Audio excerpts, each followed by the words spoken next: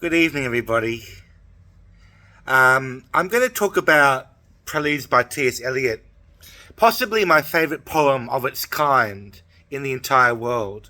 I've written some really interesting stuff, to be honest, but this poem blows me out of my mind every time I think about it, and it has been so for the last 30 years that I've known this poem, almost 30 years.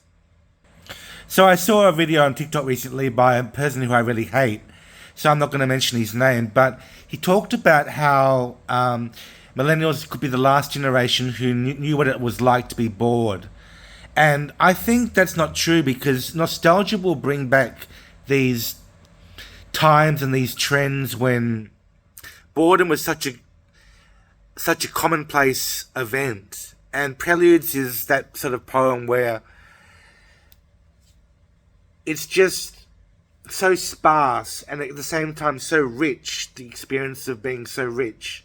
Like 99% of the viewers of this video are going to scroll away or click away and not worry about what I'm going to say. But Preludes is a really, really Okay, well, there you go. Preludes is a really, really impactful poem, and it strikes you really, really hard at the right time. And I'm just going to express my admiration for this poem. So I'm not going to read it out, but I'm going to quote bits from it. The winter evening settles down with smell of steaks and passageways, 6 o'clock. So obviously we're dealing with animal agriculture in the 2024, and the idea of steaks in passageways is like no longer very minimalist. It might have been minimalist in the time that T.S. Eliot wrote this poem, but now everyone's eating steak. It's like a poor man's food as well as a rich man's food, and it's just so bloody annoying to have so many 1 billion cows in the world today, cluttering up the planet. But smells of steaks and passageways is like you can smell the flesh of a dead animal in your corridor at home. So T.S. Eliot is he should be famous for having a sort of transient awareness of everything that's going around. So his next line is 6 o'clock. It's like, oh, the clock is saying 6 o'clock. I have this sudden awareness of the clock striking 6. It's so amazing the way he expresses these things. The burnt-out ends of smoky days. It goes back to reflecting on how long these days are and how almost hollow, but at the same time wholesome in a certain way. He describes the weather, and now a gusty shower wraps the grimy scraps of withered leaves about your feet, and newspapers from vacant lots. Such an amazing image of this whirlpool of wind, with the leaves just curling around, and then it becomes evening when it says at the end of the first verse, and then the lighting of the lamps. It's very, very graphic. It's just so touching. So I was going to mention the line, prepare to meet the faces that you meet, because that's kind of like one of my favourite lines. I think it may actually be from a different poem. I think it's from the love song of Alfred J. Prufrock, by the same author, T.S. Eliot.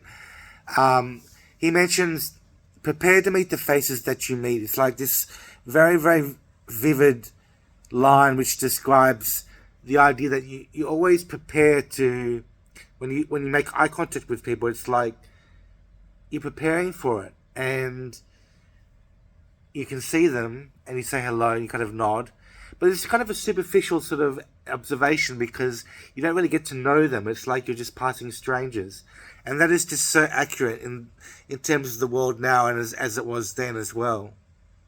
But even more now, it's kind of like the smartphones that we have are driving us insane, because we're making superficial connections in that sort of way as well. So the world has definitely changed.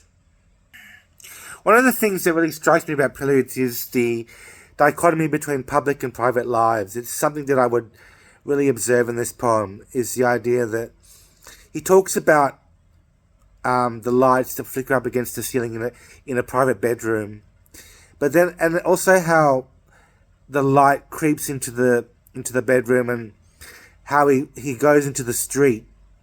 You had such a vision of the street as the street hardly understands, sitting along the bed's edge where you curled the papers from your hair, or clasped the yellow soles of feet in the palms of both soiled hands. Beautiful, beautiful. Now, T.S. Eliot was a Christian, and I want to make a very important point about this poem in terms of a Christian perspective, because the last three lines are very indicative of something. Sorry, the last two stanzas, last 7 lines, are very indicative of just how ironic his Christianity was for him, probably. I am moved by fancies that are curled around these images and cling.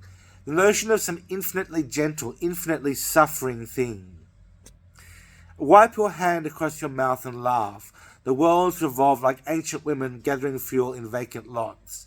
Now, it's a very enigmatic sort of ending, but basically what it means is that you have something that you're imagining something which is suffering a lot, like a farm animal, but you're projecting the legend of Jesus Christ onto that.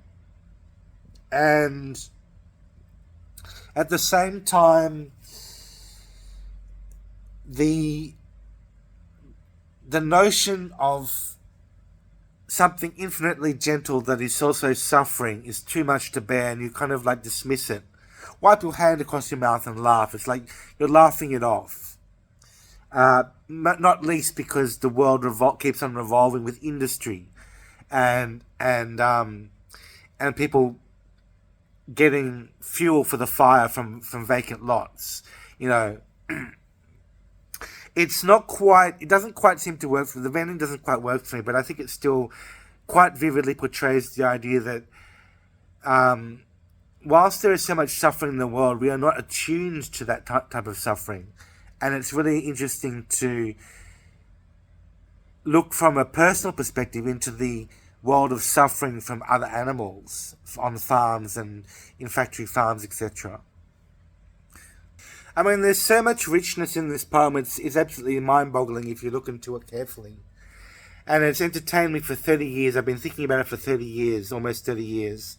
I think I came across the poem first in 1995, so it's been 29 years since I first encountered the poem, and it just blows me away that this and a book like The Catcher in the Rye, for example, which is my favourite novel, impresses me so much with like the deep imagery that it conveys that you will not get in a poem generated by Rattle most of the time. Rattle is like this famous journal with a very crappy editor in terms of taste, you know, for imagery, that is. I'm not talking about other things, but imagery is particularly weak in Rattle magazine.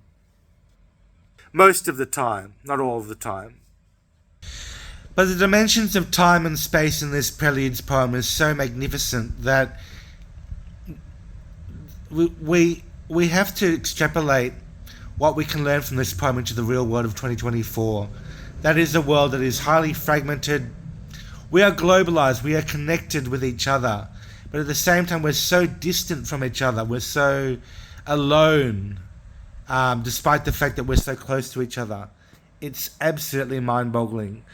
And I think we can go back to a world which was much more simple, humble, and at the same time full of pathos, as T.S. Eliot painted in this poem called Preludes. So I hope you enjoyed this journey considering the poem with me. You can look it up, and I also linked the poem in the description below, and you can read the poem for yourself because it's such a brilliant little thing. Thanks guys, bye for now.